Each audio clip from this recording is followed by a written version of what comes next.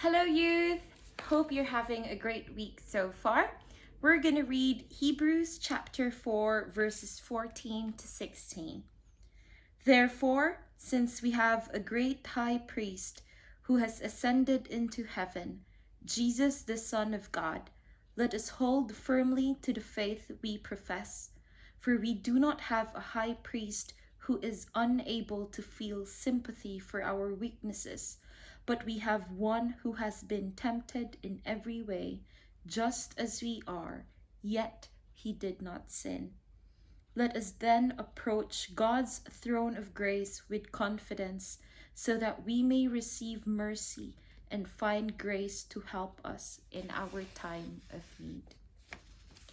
This verse, and what I could mainly get from this, is that Jesus is able to relate with us because he himself became man just like us. He knows what it is to be hungry, to be angry, to be tired. He can relate. He became man as well. And even as God, back in the Old Testament, as God, he experienced the rebellion of the Israelites, all the rebellion he had to bear. And therefore, God understands patience.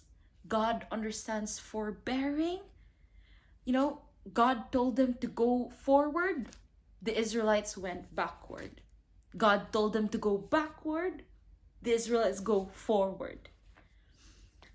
We all have a friend even who, asks counsels from us, but does the opposite way.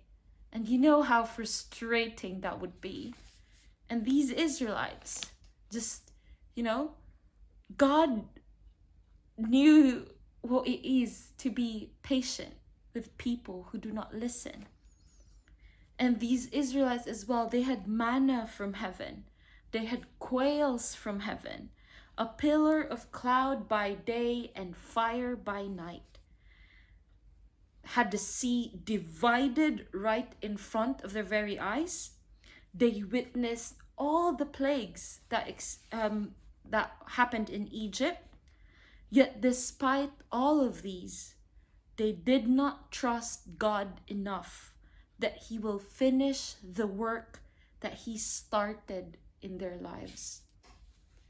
God knows what it is when somebody does not listen to you, when you keep repeating something to someone, but they don't listen to you. God knows that. God can relate to that. He understands exactly what you feel and what you are going through. Why?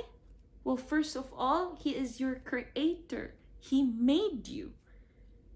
And not only that, he became man himself. He became like us. And again, in this verse, it says, for we do not have a high priest who is unable to feel sympathy for our weaknesses, but we have one who has been tempted in every way, just as we are, yet without sin. Our temptations and our weaknesses are not the same. It's not the same for me. It's not the same for you. Sure, we've got similarities, but we do differ in our strengths. And God knows that. He knows that. He knows your capabilities. He knows your limits.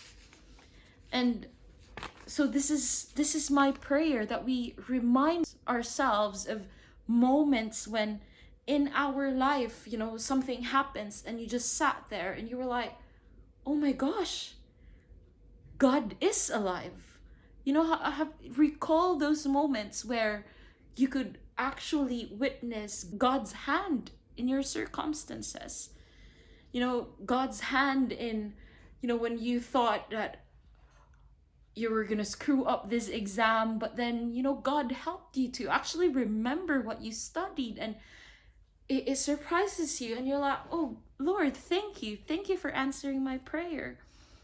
And takes time.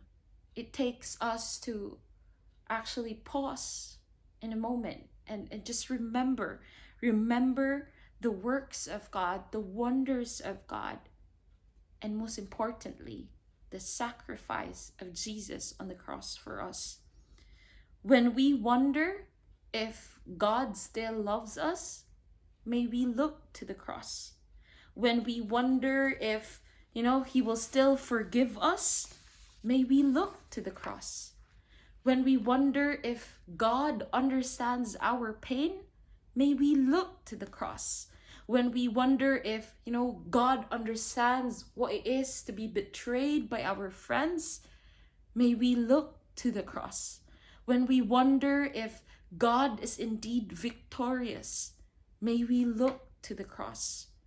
Again, the cross is empty. It is finished. God has the victory in the end. And remember that verse that the verses that we talked about the past few videos. God has the victory in the end. He has overcome the world. And so it is important for us to pause, to take a moment to remember the works of God in our lives, and most importantly, his work on the cross for us. There's this favorite film that me and Gelly likes, and it's called Fireproof. And there's a scene there where the man is, he was highly doubting, the work of God in his life. And he says there, how am I supposed to show love to somebody over and over again who constantly rejects me? And that was the question that he threw onto his father. But then his father just leaned on the cross. And his father said, yeah, exactly. How? God is there for you. Again, he says he is for us. He is not against us. And so we must allow God's love, God's sovereignty, God's plan to enter our life and to let him take over. We may not understand, it may hurt, it may be painful, but God is in our midst. God loves us. He is for us. The picture of the cross, where God showed his great love for us, that is the greatest proof that he is indeed for you.